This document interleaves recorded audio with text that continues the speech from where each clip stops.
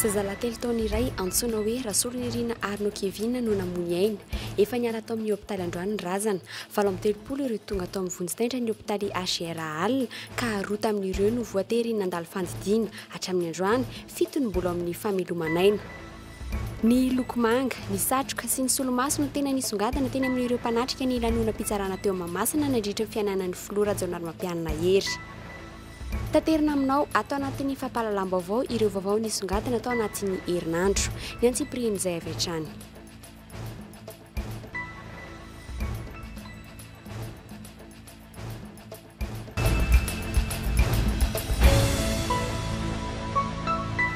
Miaraba tomboky lasy tomboky vavy tonga sao tanatin'ny fampahalalam-baovao amin'izao hariva izao ary manasanao anaraka izany hatramin'ny farany. Trangam-piarahamonina avy hatrany anomboantsika ny fampahalalam-baovao amin'ity hariva ity alina tokony ho tamin'ny fitora sy sasany no nitrangana fipoahana bomba teo Anosy izay narahinao tao anatin'ny fandarana manokana teto amin'ny Cool TV sy ny Cool FM. Raha ny tatitra nataon'ny ministry ny mpona sy ny fahasalamam-bahoaka vao malala Olga Marson alina dia 7 ireo tonga teo amin'ny vonjy-taitra ny hôpitaly HRA ka ny 2 tamin'ireo no voatery nandalo fandidiana. Zazatelo taona iray antsoina hoe Rasolonirina Arno Kevin no namono ainy omaly alina. Tafakatra 4 kosa no maty hatramin'ny Androany raha ny vaovao farany voaray. Mamempona avokoa ny fitsaboana rehetra raha nambara ny ministra. Efa maro ihany koa ireo tsara sitrapo tonga nanatitra fanampiana. Fanampanazavana. Miezaka zany ny ministère en santé miatrika ny zavatra ohatr'izao. Hatramin'izao dia mbola ampy ny fanafody, ampy ny fitsaboana, ampy ny rehetrarehetra.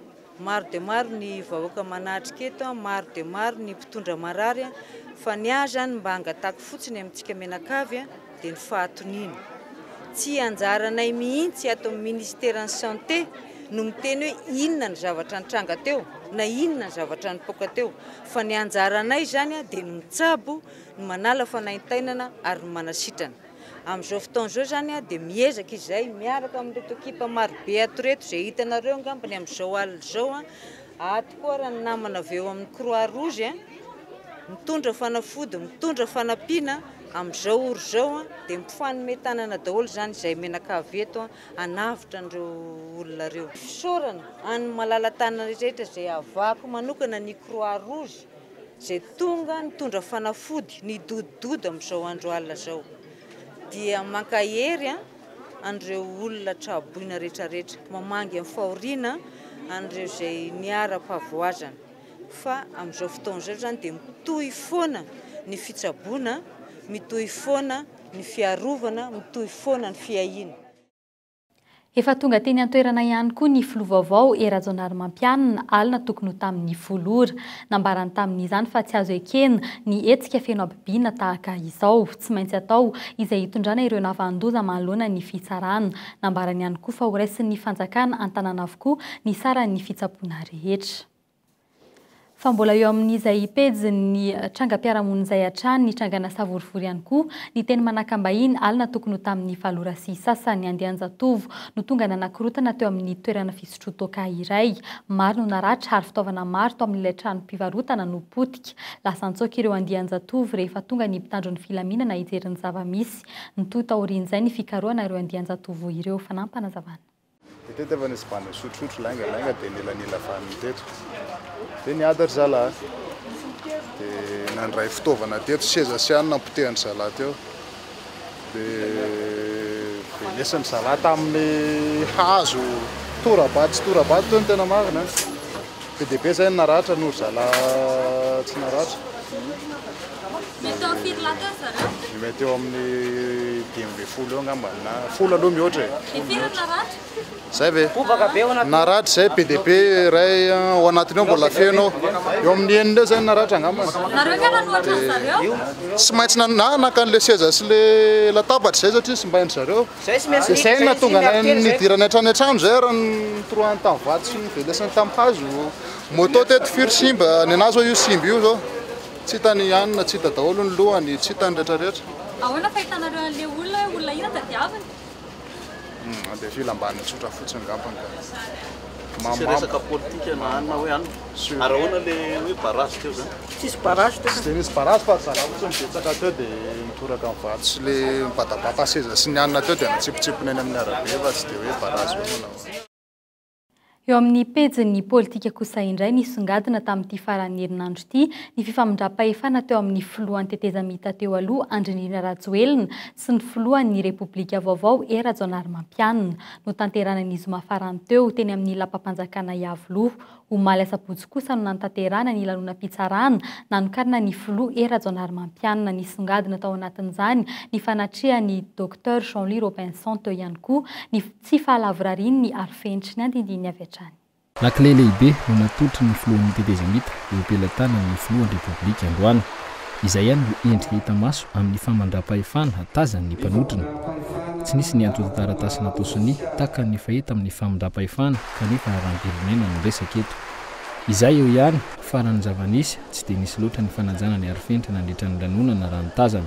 Manampitraka izany ihany koa ny amaroany ireo olona tonga teny an-toerana noho ny fisiany ny fanasana manokana na dia lapam-panjakana aza teny Iavoloha no nanaovana izany lanonana manetriketrika izany. Tsotra ny endriky ny fandehanan'ny lanonana ary tsy mitovy amin'izay efa nikarakaraina ny fitondrana tetezamita hatrizay. Na dia efa noheverina azy famindram-pahefana manetriketrika no nandasana amin'ny malanonam-panjakana azy dia tsy hita firy ny fanomezana lanja izany na teo amin'ny fanandrana ny vahiny saina izany tsy nanavana na iza iza na teo amin'ny fanomanana.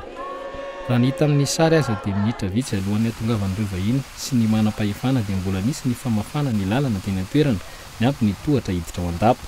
Any zavanisy dia saika ny filoha teo aloha Andry Rajoelina no tompony lanonana androany.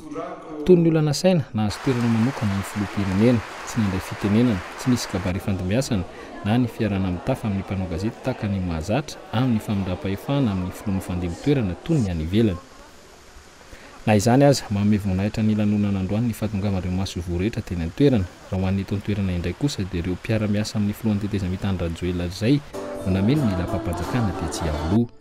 Anisan'izany ireo filohan'androm-panjakana sivily io na miaramila. Ny afaka kosa ny nahitana ny Mamy Rakotoarivelo izay avy amin'ny Ankolafy Ravalomanana teny an-toerana izay marihana fa tsy nisy mihitsy ny solon-tena avy amin'izy ireo. Isan'ny afaka ihany koa anefa tetỳ ny fihetseham-pon'ireo mpanotrina tsapa izany tamin'ny fahitana ireo ranomasy latsaka nandritra ny fotoana nandaozan'ny filoha teo aloha Andry Rajoelina dia mianaka ny lapandroany. Niverina olom-pirenena tsotra araka izany ny filoha Andry Rajoelina ary ny tena no namily ny fiara dia tondra azy ireo hivoaka ny lapan'ny Iavoloha.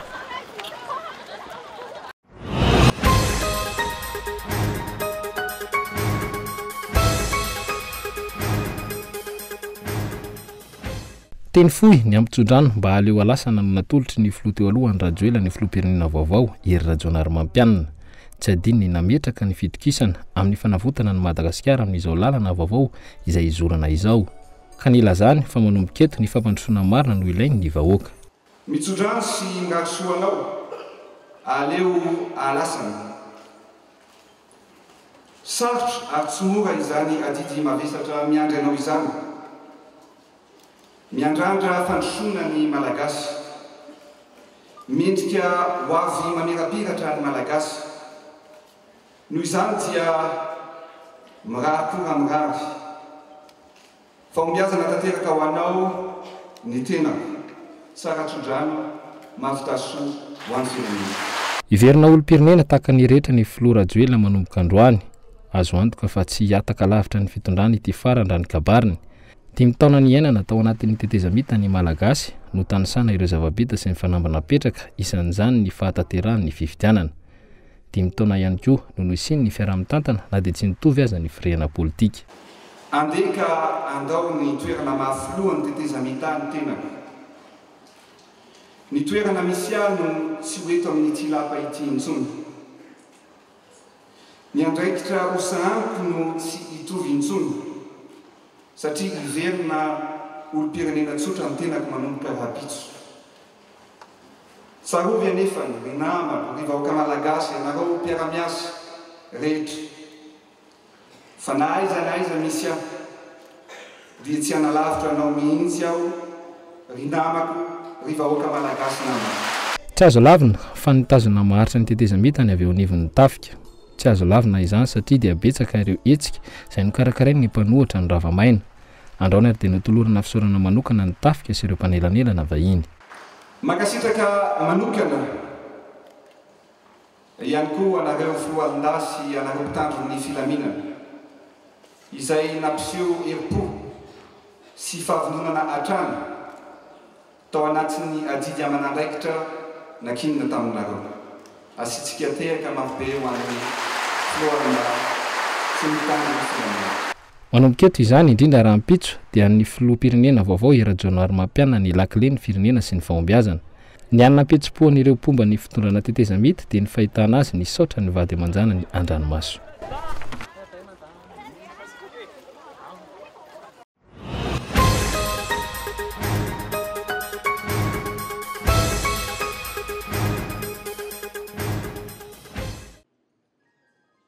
Olombitsy avy amin'ny Movany Saravalomanana, minisitra sy filohan'ny androm-panjakana no voasa hanatrika ny lanonana ho tanterahana androany raha nambara ny filohan'ny delegasion'ity Movany ity teo aloha izay tonga teny an-toerana.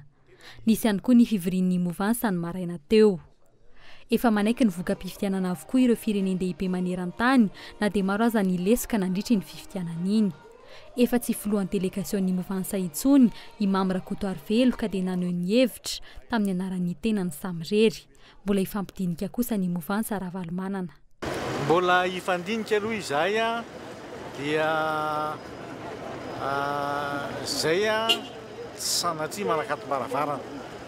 Raha misy everiny filoha Era-Jaonary Mampiana fa fomba azo raha miasa aminay dia tsy manakato-baravarana izay fa zay kosa manaja ny prinsipa ny foto-kevitra izay nijoroanay hatrany dia ny fiverenan'ny filoha Marc-Ravalomanana eto Madagasikara.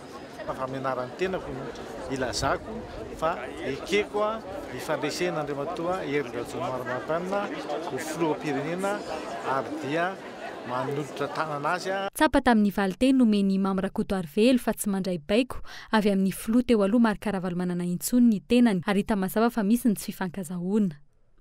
Raha tsaronareo tamin'ny taona 7 ny président Sarkozy nisy opposition tany Parti Socialiste nefa nisy ihany koa membre ny Parti Socialiste tao anatin'ny gouvernement taziny tarihany. Azo heverina daholo ny schéma rehetra zay tokony ho tanterahana fa ny tanjona dia ny anarenana Madagasikara mba anana ny sehatra misy azy eo amin'ny lafiny iraisam-pirenena. Zay ny tanjona tsy maintsy kendrena ary iarahany rehetra misalaha tsy vitan'ny filoha andry Era-Jaonary Mampiana rehetra zany fa tsy maintsy miara-misalaha amin'ny hery politika rehetra sy amin'ny vahoaka malagasy rehetra ny tenany amin'izay. Ho an'ny lanonam-pitsarana rahampitso kosa dia nambarany fa ho avy hanatrika izany ireo mpikambana ao amin'ny kongrezin'ny tetezamita sy eo amin'ny filan-kevitra ambonin'ny tetezamita avy amin'ny Movany Saravalomanana. Mbola misanany ndraiky ny kosa ireo CT mandra-pivoahan'ny didy manolotra ireo solombavambahoaka vaovao.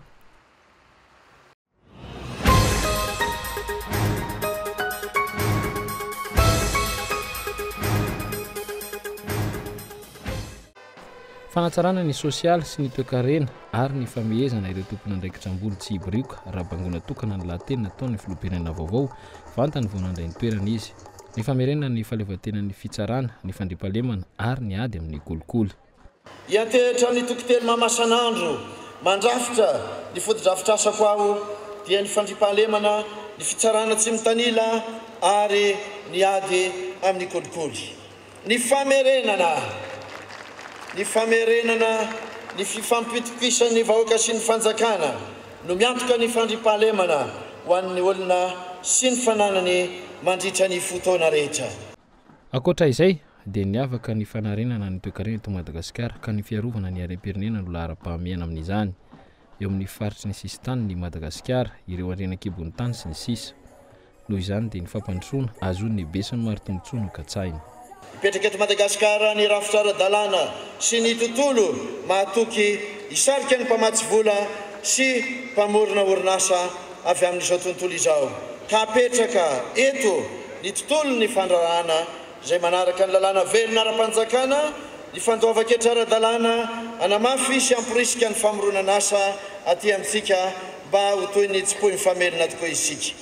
apetraka ny tetikasa anatanterahana izany ho voakasika izany avokoa ny mpikatroka rehetra eo amin'ny sehatry ny toe-karena manomboka amin'ny mpamokatra ny mpanjifa ka hatramin'ny rafim-panjakana. Teo amin'ny lafiny sosialy dia niavaka ary namelom-bola ireo vahoaka tonga te Tsimamasina naharenesana fa tsy andova-bola intsony ny sekolim-panjakana ambaratonga voalohany mba ahafahan'ireo ankizy miditra an-tsekoly. Asa foezaka izy ity ka ao anatin'ny 3 volana no hamatana izany. Mba tsy isian'ny fahatapahana nefa dia horaisana an-tanàna ihany koa ny karaman'ireo framina.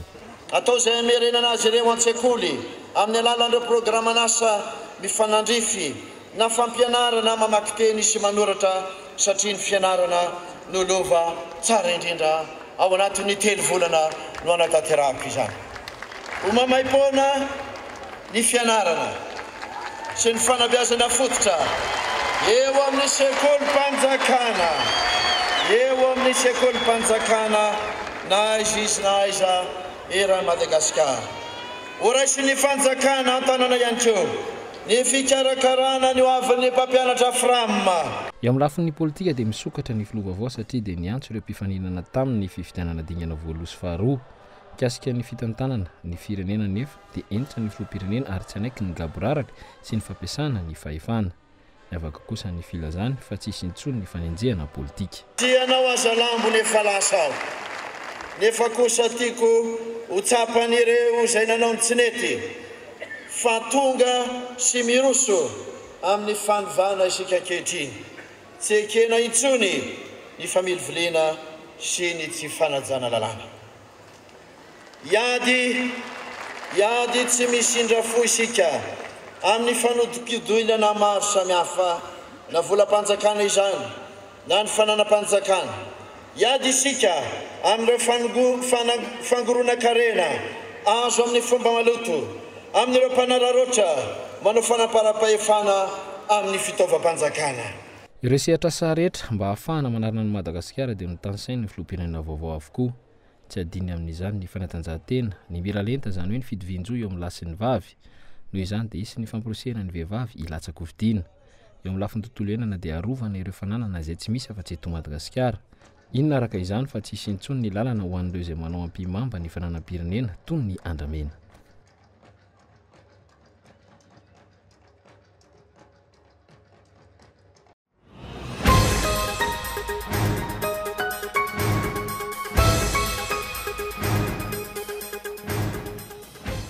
Fianianana ampahibe maso na raha ny fametrahana ny Grand Cordon sy ny Grand Collet de la Légion d'honneur ny lehibe ny mari-boninahitra malagasy Etienne Ralitera no nametraka izany famantarana ny filoham-panjakana izany.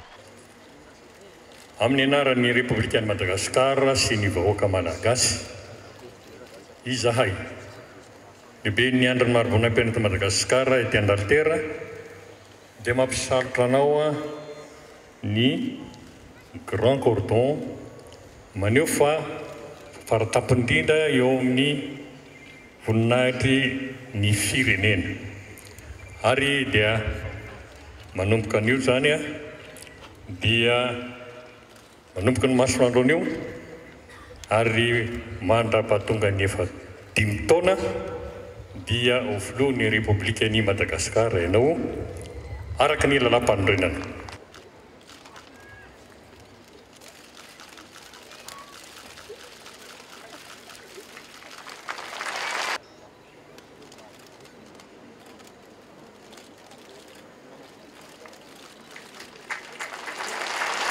Filohan'ny Republika mba nosiniany firaketana ny fianianana nataonao.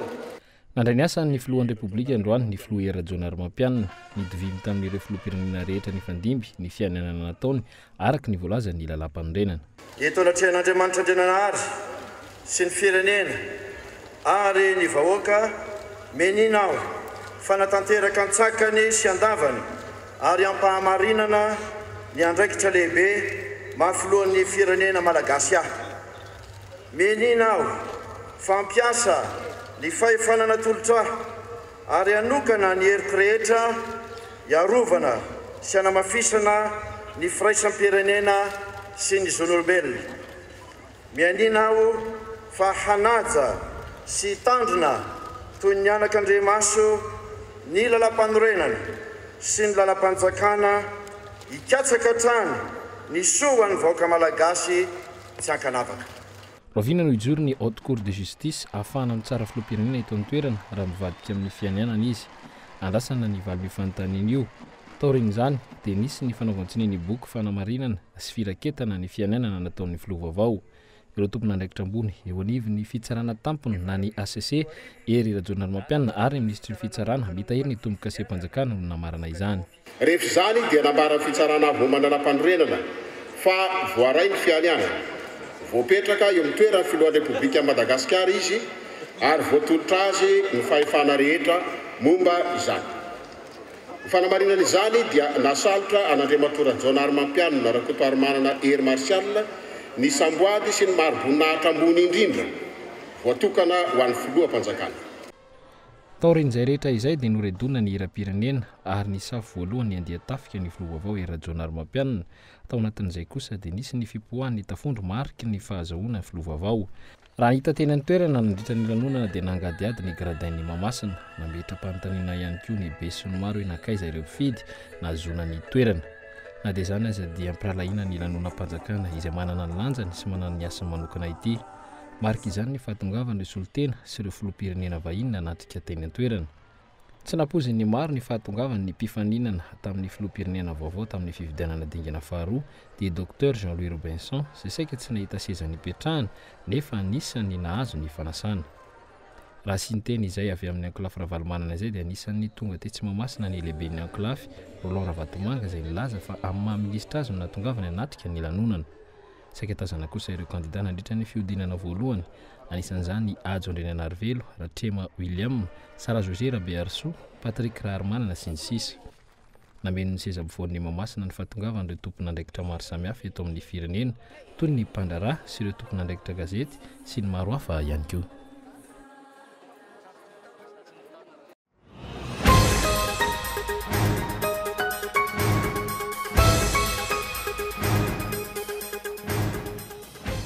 Afaka roapolo andro eo no tokony hijoro ny anteny mera-pirenena vaovao ary herinandro aorian'izay no tokony voafaritra ny birao ny anteny mera-pirenena vaovao. Fivoriana tsy ara-potoana aoriana ihany koa no tokony ivoahany anaran'ireo kandida roa na maromaro atolotry ny solombavambahoaka maro anisa ho prime ministre. Mandrapatonga an'izay mbola ho ady hevitra aloha ny hoe maro anisa tahaka ny ahoana no anolotra izany. Raha atao ny kazikady tsotsotra dia aorian'ny 14 febroary raha aloha indrindra ary atao anatin'indray volana eo vao voatendry ny prime ministre. Mandrapatonga an'izay manohy ny raharaha andavanandro ny gouvernemanta ankehitriny. Atao mandrapatonga n'izay fanendrena gouvernemanta vaovao izay ary dia nambara fanekena fanotram-pialana ary dia ny ray ny gouvernemanta tetezamita anohy ny asany mandra-pitsangana ny gouvernemanta republika vaovao. Toy izao ary amin'ny dika teny malagasy ny votoaty ny dity mpanjakana izay voatrosoniavina teo. Republika ny Madagasikara fitiavana tanindrazana fanosolo fiadidiana ny republika dity mpanjakana laharaka 4 tsipika aotra 7 anekena ny fametram-pialana avy amin'ny gouvernemanta tetezamita amin'ny firaisam-pirenena ary maniraka azy anohy ny asany. Mbola hiemitra ihany koa anefa ny fanendrena prime ministre raha sanatria ka tsy maintsy hiandry ny fivoriana ara-potoana voalohany amin'ny volana May vao hisy birao. Nitondra ny heviny momba izany ny prime ministre Omer Beriziky. Republikanina izay tsy maintsy adjaina raha ohatra ka olona mbola republikanina sy demokraty ihany. Ka atao ny fametram-pialana dia anjaran'ny président republika no mamerina indray ilay gouvernemanta amin'ny asany mara-pitsangana ny gouvernemanta vaovao na koa mandefa raha-pankevitra hafa fa ny zavatra azo lazaina aloha tsy isy mihitsy ny azo atao hoe vacances ino moa carence de pouvoir araka ilay lazainao teo na vide juridique zany na vide institutionnel. Mbola tsy afaka anatin'ny savritaka i Madagasikara mandra-pivoaka ny anaran'ny praiminisitra vaovao. Mbola tsy nivoaka akory aza ny vokatra ofisialy amin'ny fifidiana solombavambahoaka ataon'ny CES dia efa mandeha ny fifandrohitana amin'izay anindry ny praiminisitra. Ny mpikambana hatrizay teny amin'ny anteny miram-pirenena izay efa niarahana hita fa tena samy miady ho an'ny tombotsony. Efa reny ihany koa ny resabola sy ny mena miraviravy amin'ireo depite voalany.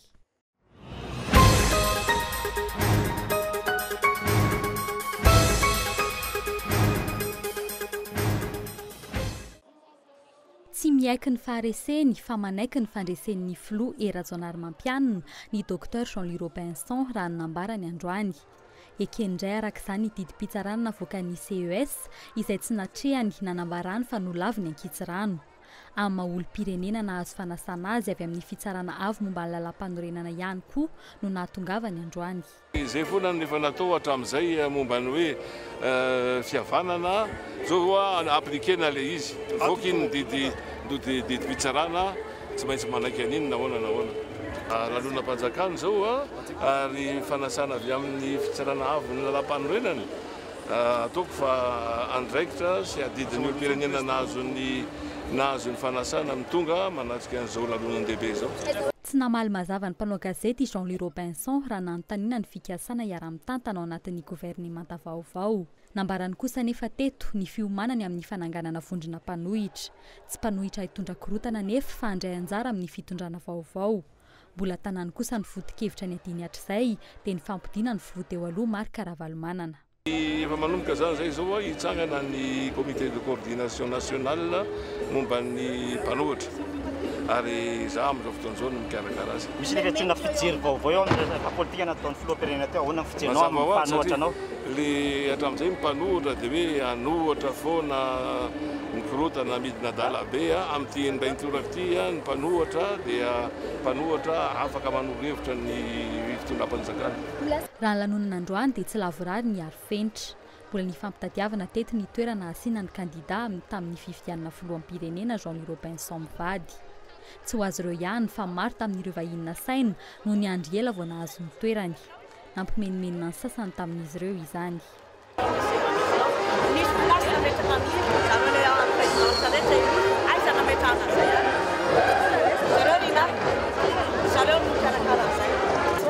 Va déplacer les chaises, s'il vous plaît, monsieur. Madame. S'il vous plaît. Please, I want to remove. I want to remove. Parce qu'on ne peut pas bouger là. I want to remove. Droite.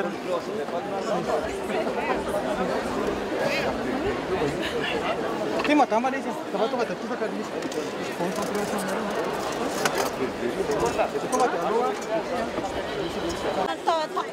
Non, tsy mety kosa amin'izay. Non. Alao posena makany ty chaise ty. Alao anege mbola misy madame, mbola misy couloir malalaka ange any. Alao posena makany. Afaka manatona livre ianao zafady.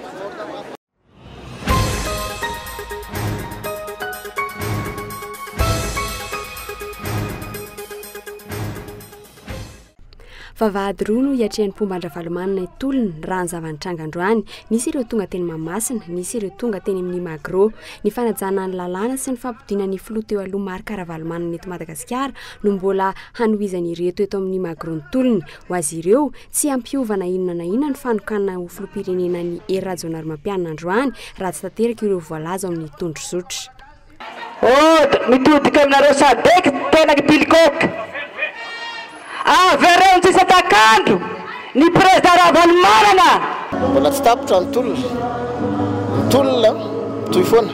Mbola misy marina anankitelo mbola tsy tapitra eo. Famoahana ny gadra politika, famoahana ny aina amanjero ary ny fampodiana ireo atsesitany. Raha ohatra ka tena filoham-pirenena anaky ny eritrerin marina filoha izay nametraka ny fahefany ankeo iny hoe izy amin'izay ny filoha araky ny ataon'ny ACC. Raha mahatsapa an'izay izy dia rapitry any izy efa vita ny fety be androany dia mila miasa ary izay ny tokony atao voalohany indrindra satria voalaza tsara fa ny tondrozotra izy voatony atao anatin'ilay lalam-panorenana androany. Izy ny mila manao hetsika voalohany mampiseho fa tena izy mampiavana malagasy. manoloana ny fanatrian'ny Dr Jean-Louis Robinson sy ny vitsivitsy tamin'ny ankolafy Ravalomanana teny Mahamasina androany dia nanazava tamin'ireo vahoaka teto amin'ny Magro ireo mpitondra teny fa malalaka amin'ny safidiny tsirairay tamin'ny fandehanany teny. Alla izahay CT zany ny tena zany dia nahazo SMS nomena safidy malalaka hoe raha ta handeha na sy te handeha eny Mahamasina. Ny membre amin'ny CT sy ny CST dia androm-panjakana izay voalaza anatin'ny lalam-panorenana fa tokony hanatrika rehefa misy ny investiture zany. Anjaran'zareo zany mandinika hoe tokony hanatrika ve sa tsy tokony hanatrika. Nazo safidy tany amin'ny président Ravalomanana zany hoe atao izay tianareo atao. Na izany aza hita taratra ihany tsy fitovy-kevitra eo amin'ny olon Ravalomanana marika. Ity farany izay tombana maro fa mety hanavao 5 taona indray ny fipetrahany any Afrika Atsimo. Somary manjavozavo ny hevitra ny filoha Jonary Mampianina momba an'izany hatreto. Eo amin'ny lafiny toe-karena kosa indray nankalazaina ny 13 janoary farany teo ny andro iraisam-pirenena natokana ho an'ny fahaditseranana izay nanambarany tale jeneraly fa nienany volaniditra tamin'izy ireo tamin'ny taona 2024. Teo ihany koa ny fiakaran'ny vidin-tsoliky fanadihadina. Tato anatin'ny 3 volana indroa izao no niakatra ny vidin'ny solika. Fiakarana 70 ka hatramin'ny 100 ariary no nisy ny 15 novambra tamin'ny taondasy. Ho an'ny androany kosa tafakatra 70 ariary ny gazoal, raha 740 ariary izany teo aloha elanelana 70 ariary. Nahitana fiakarana 70 ariary kosa ny lasantsy, raha 703 ariary izany teo aloha dia efa 503 ariary izany ankehitriny. 570 ariary kosa ny fiakarana ho an'ny solika fandrehitra, 704 ariary no lasa 550 ariary ankehitriny. Tsy mbola io anefa no vidin'ny tena izy raha nambaran'ny filohan'ny GPG LSS. Le atao hoe comité technique zany nivory Maleriva, izay mariako eto aloha fa tsy ao anatin'izay comité technique zay ny mpivarotra sansy, fa ny ao anatiny zany compagnie pétrolière, ministèren'ny Angovo, ministèren'ny hydrocarbure, dia ministèren'ny OMH, dia ministèren'ny finance. Sy tsy fantatro izay olona ao anatiny fa zay aloha tsy any anatiny. Fa nanapa-kevitra zany zareo fa aleo ho ampiakarina ny vidin'ny solika satria tsy zakany trésor tsony ny fandoavana ny subvention zay tokony aloha. Raha ny fahafantarako azy aloha mbola lavitra le vérité des prix. Mbola tena lavitra le vérité des prix raha raisina fotsiny ohatra ny prix-ana lasantsy zao dia fantatro hoe mbola tokony tombo any amin'ny 350 ariary na 400 ariary ihany io prix io. Tsy avy amin'ireo mpanjara solika kosa ny fanapahan-kevitra ny amin'ny fampisondrotana ny vidin-solika. Manodidina ny 500 tapitrisa litatra eo no solika lafo manerana ny Madagasikara isam-bolana. Raha ny voafaritry ny didim-panjakana $20 isaky ny metatra toratelo, izany hoe manodidina ny 470 ariary isaky ny litatra no anjara ny tompon-dasantsy. Hatreto tsy voaady izany. Ny anay ihany 230 isaky ny litatra ihany no 230 dia izay ihany no fitombom-barotra eo anatiny. Ka raha miakatra ohatran'iza na miakatra ohatran'iza dia izay moa zany ny anisan'ny nataonay ary efa manomboka izay miresaka amin'ireo compagnie pétrolière hoe tokony hojerevanareo kosa ny mombanay. Na izany ara moa misy koa ny fanjakana tokony hijery ihany satria tao anatin'ny décret navoakany dia ozy izy hoe anatin'ilay structure de prix navoakany dia milaza izy hoe $20 par mètre cube no tokony ho azon'ny gérant. Tsy mahavelona an'ilay gérant intsony izany $20 par mètre cube zany. Tokony hiakatra any amina $30-35 any ny fieritreretanay amin'izao fotoana izao satria efa tena ela taona maro zay tena efa nangidy tao anatin'io fitantanana ny tombona solika io. Ahina araka izany ny fiakaran'ny solika tsikelikely mandritra sy taona 420 ity na dia efa noho izany fitondrana teteza mitahotazonina azy izany vidin'izany. Hatramin'ny volana Jona ihany koa no voafaritra fa tsy tokony hakaran'ny vidin-solika.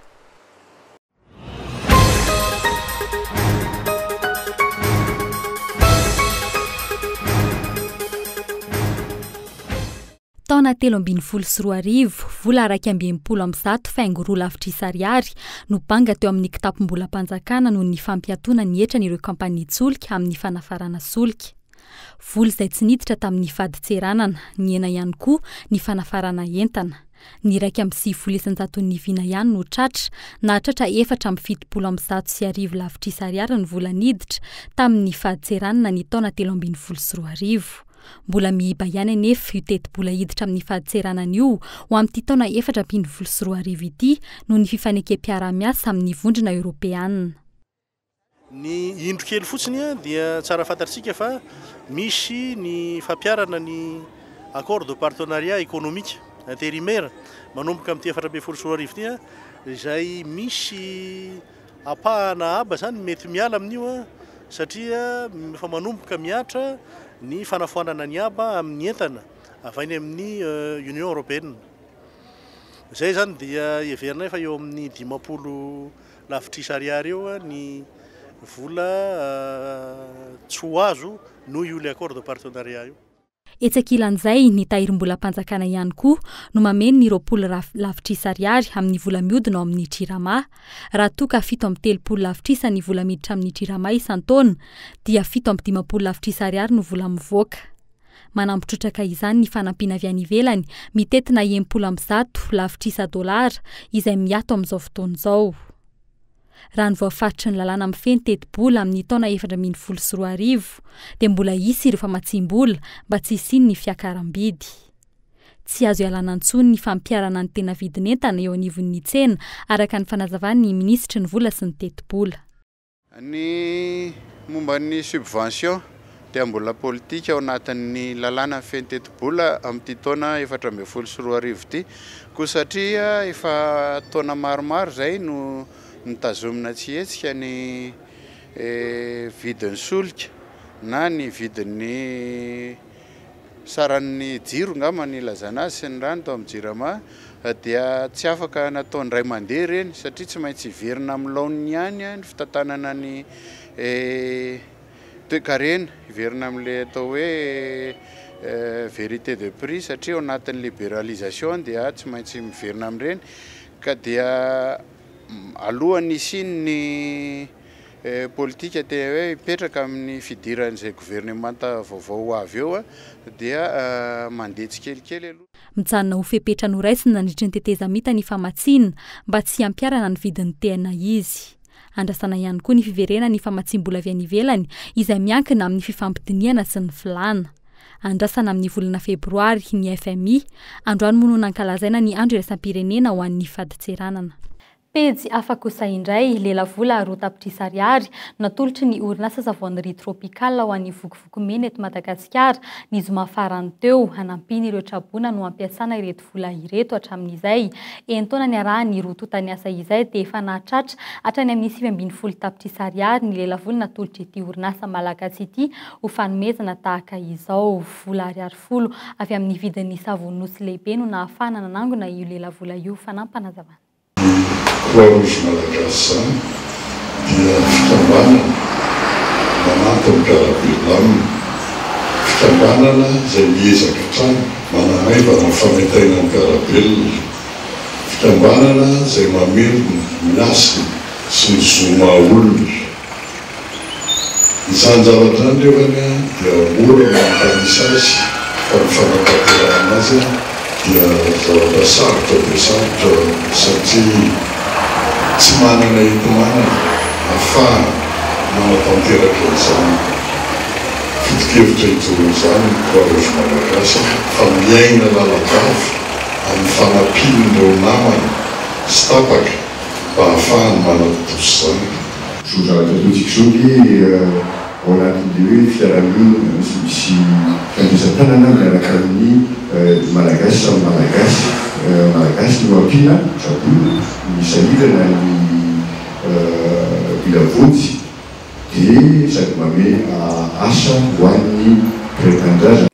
Fa ny fangaro ny fomba fiakanjo tamin'ny lanonana tetsy Mahamasina omaly nandritry ny fianiana ny flora zonary mampianina hery, ny loko manga, ny satroka sy ny solomaso no tena nisongadina teny amin'ireo mpanatrika ny lanonana narindra Randrianomanana.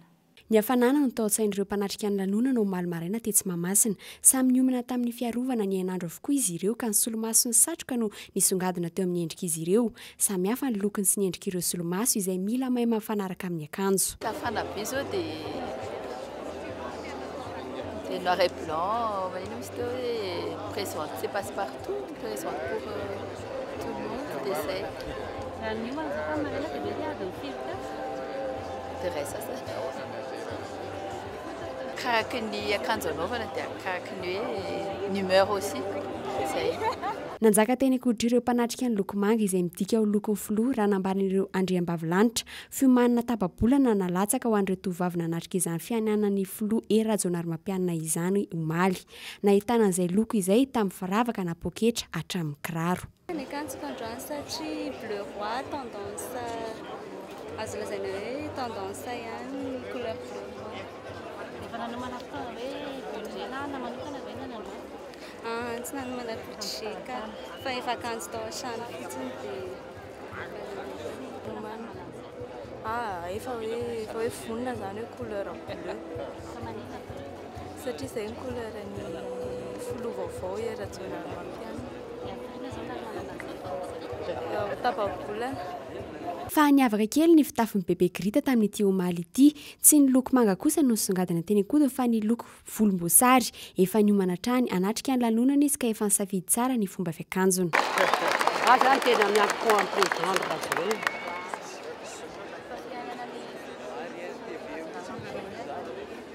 Manoana azy zany fikambanana ny andro Rajoelina. Nandravaka ny endrika Mahamasina ny elo izay maro loko fa tsy nanaraka loko politika loatra. Nafana ny andro ka samy mivatsy elo ireo mpanatrika sady tazana teny antsefatsefany eny ny t-shirt ny filoha Rajaonarimampianina omaly. Ny pejy ny fanatanjahantena kosa no amaranantsika ny fampahalalam-baovao raikitra ny ady ifandonana ireo ekipa pirenena teo aloha sy ny vaovao eo amin'ny ady kickboxing hatao etsy amin'ny lapan'ny fanatanjahantena Mahamasina ireo sangany eo amin'ny lasin'ny vavy no andray anjara amin'izany ary ao anatin'izany ihany koa no hitsongaina ireo andrafitra ny ekipa pirenena amin'ity taona 2024 ity. Adokavana izany no hatrehany tsirairay amin'izany ary tsy fampitsitsy ireo mpikatroka Marjona no mitatitra aminao ny mahakasika izay vaovao izay. Raikitra fa tsonontsony ny combat de défi izay atao etsy amin'ny lapan'ny kolontsaina sy ny fanatanjahantena amin'ny volana martsa ho avy izao. Eo amin'ny aiady kickboxing izy ity. Raha ny fanazavana ny mpikarakara. Fikarakarana an'ilay combat de défi moa zany dia efa somary efa eo andalam-panomanana tsara izahay satria raha araka ny efa fantatsika dia efa saika natao tamin'ny mois de décembre marina le combat ka noho ny tsy fahatanterahana azy tamin'izay dia tsy maintsy ho tanterahana amin'ity taona ity. Zany hoe amin'ny 2 marsa ny anaovana azy ao amin'ny palais des sports izay fanandrinan'ireo vedety rehetrarehetra mihitsy zany ho ady io. Ao ny ekipa nationale ifandona amin'ireo izay vao nisondrotra rehetrarehetra. Misy ihany koa ny combat tena exceptionnel zany amin'io fotoana io ka efa eo andalam-panomanana an'izay zay amin'izao fotoana izao. Dia eto koa dia manararaotra ireo maître des salles sy ireo combattants izay manam-paniriana ndray anjara amin'ny combat io manasa anareo maître rehetrarehetra mba ho tonga ao amin'ny kozisy amin'ny sabotsy dia hitondra ny lista ny combattant sy hitondra ny lettre d'engagement ny combattant anareo. Mbola miantso izay masahazy Rababany Christophe amin'izao fotoana izao. Fa rehefa misy moa zany hoe afaka miady amiko na mihoatra rang-point tsisy problème mihitsy fa raikitra ny ady. Dia misy koa moa zany sasany miteny hoe masamasa fa tokony maty anatin'ny aina aman-jery zany izy miteny amin'ny télé sy gazety sy ny radio zany izy mamaly an'izay fa tsy manao vava fotsiny any ambadimbady ihany fa rehefa tena masasa zany dia ohatran'izao ataoko zao hoe mitemy mahitsy hoe za masandra koto na masandra be na masandra babany zany dia efa raikitra ny ady. Ny ady moa dia ady kickboxing na kahoanina sy ado dia efa mety foana. Ahita ady goavana ihany koa ireo mpakafy ny kickboxing amin'ny volana martsa io satria ireo sangany ao anatin'ny ekipa pirenena malagasy ireo izay vao andrafitra ny ekipa pirenena malagasy no ifandona ao anatin'izany. Dia izay ihany koa no entina manakatona ny fampahalam-baovao tamin'ity hariva ity tomboky lahy sy tomboky vavy. Mirary faran'ny herinandro mahafinaritra ho anao mamefotoananao indray raha ampitso amin'ny iray ory veloma tompoko.